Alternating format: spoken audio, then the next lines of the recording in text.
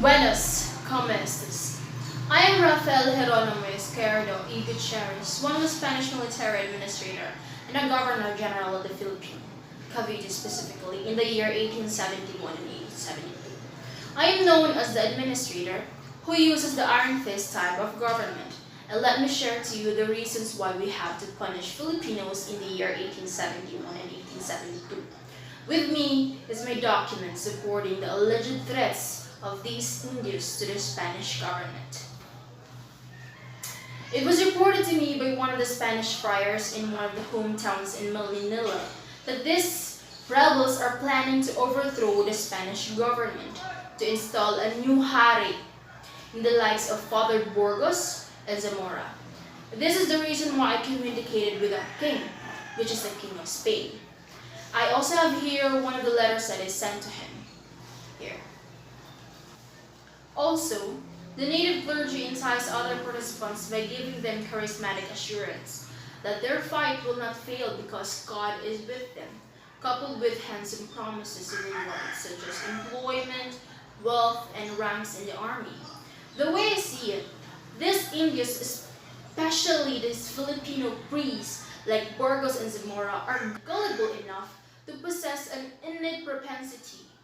In 1872, it was reported to me by two of my trusted men that these Indios are making a movement that they would liquidate high-ranking Spanish officers like me to be followed by a massacre of the friars. This conspiracy were ought to be true when there is an alleged preconcerted signal, which is the firing of rockets from the walls of Intramuros among the city of Manila and Cavite. On the 20th of January 1872, the district of Sampaloc, this Indio celebrated the feast of the Virgin of Loreto. Unfortunately, participants to the feast celebrated the occasion with the usual fireworks displays.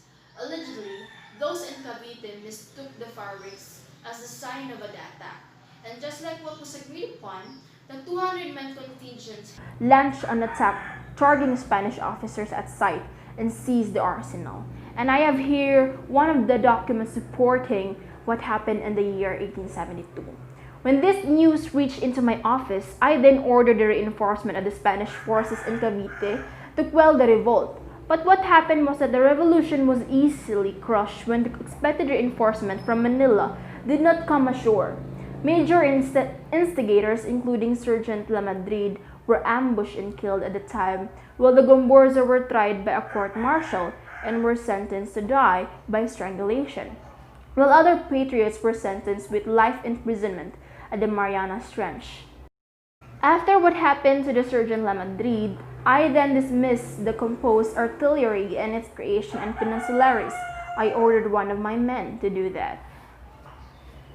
On the day of February 17, 1872, the government has made to instill fear among the Filipinos.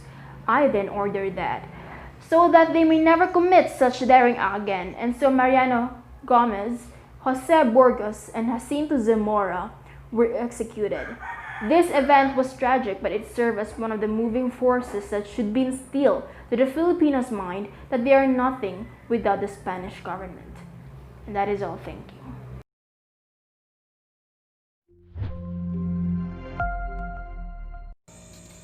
Hi, my name is Velasco, and I am going to represent the personality of an Indio and how my character would feel about the events of 1872.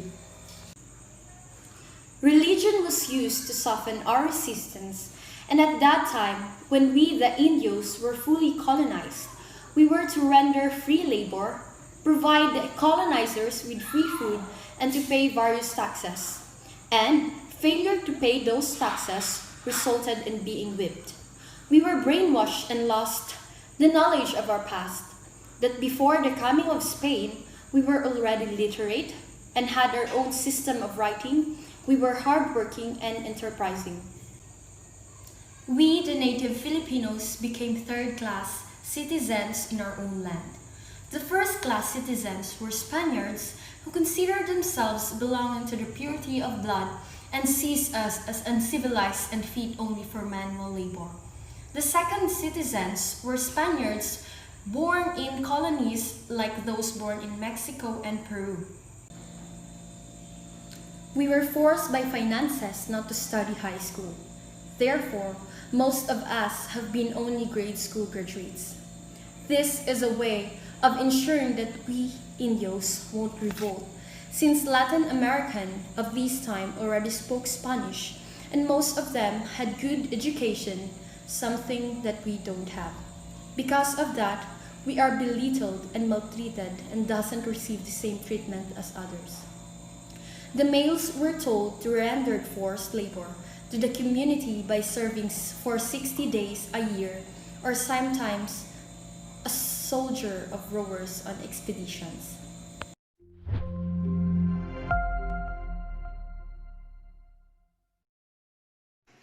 Two kinds of priests served the Catholic Church in the Philippines. These were the regulars and the seculars. Regular priests belonged to the religious orders. Regular priests argued to check on the administration of these parishes. They threatened to abandon their parishes if the bishops persisted. In 1774, Archbishop Basilio Santa Justa assigned us to take the place of regular priests. A royal decree was also issued on November 9, 1774, which provided for the secularization of all parishes or the transfer of parochial administration from regular friars to us. The regulars resented the move because they considered us Filipinos unfit for the priesthood. Among other reasons, they cited our brown skin, lack of education, and inadequate experience. The controversy became more intense when the Jesuits returned to the Philippines. They had been exiled from the country because of certain policies of the order that the Spanish authorities did not like. The issue soon took on a racial slant. The Spaniards were clearly favoring their own regular priest over us, the Filipino priest. Monsignor Pedro Palais, ecclesiastical governor of the church, sided with us, but unfortunately, he died in an earthquake that destroyed the Manila Cathedral in 1863. After his death, other priests took his place in fighting for secularization movement. The public execution of the three priests was meant to instill fear in the Filipinos, but it had the opposite effect. The lives of the three priests had been extinguished that day. Their legacy would endure forever. Their compatriots would honor their memory and would seek to emulate their pursuit of truth and justice.